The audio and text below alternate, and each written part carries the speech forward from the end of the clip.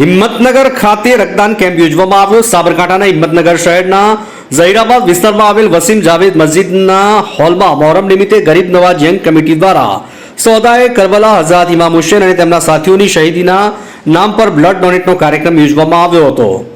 મારું નામ મોહસિન ખાન અબ્દુલ रहमान બલોચ, હું ગરીબ નવાજ યંગ કમિટીનો એક મેમ્બર છું અને આજ રોજ મોહરમ 10 મોહરમ નિમિત્તે અમે બ્લડ ડોનેશનનું આયોજન કરેલ હતું।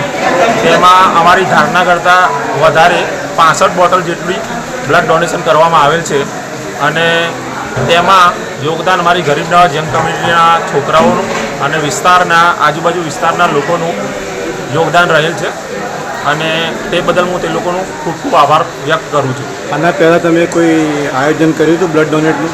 અગાઉ આના પહેલાં પણ અમે 1 થી 2 ફેરી આયોજન કરેલ છે ને તે ટાઈમે બી અમે સારું એવું બ્લડ ડોનેશન કરેલ હતું।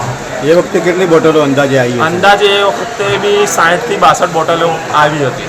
દિવસે દિવસે વધતી જાય છે બોટલો આપવામાં? દિવસે દિવસે વધતી જાય છે, પણ અત્યારે હાલ વરસાદના માહોલના કારણે અમારે જે 72નું ટાર્ગેટ હતું બરાબર, એ ટાર્ગેટના સિવાય અમારે આજે 65 બોટલ જેટલું થયું છે। આના પછી પણ તમે કરવાનું આયોજન કરશો બ્લડ ડોનેટ?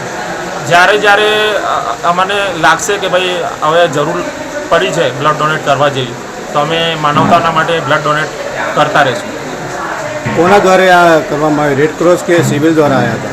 આ હિંમતનગર રેડ ક્રોસ દ્વારા કલેક્ટ કરવામાં આવી। અચ્છા, બ્લડ ડોનેટ કરવા આવ્યા હતા, એમને તમે કોઈ ગિફ્ટ વગેરે આપી? હા, બ્લડ ડોનેટ કરવા આવ્યા હતા એ લોકોને, ડોનેટરોને એક બાઉલ ગિફ્ટ આપવામાં આવેલ છે। રેડક્રોસના ડોક્ટર ભરતભાઈ અને તેમની ટીમ દ્વારા તમામ આવનાર ડોનરો સારી રીતે સમજણ આપી કામગીરી કરી આ કાર્યક્રમમાં 65 બોટલ બ્લડ દાન કરાવ્યું હતું। ગરીબ નવાજ કમિટીના સદસ્ય મોહસિન ખાન બલોચના જણાવ્યા પ્રમાણે એમનો આ બીજો કાર્યક્રમ હતો।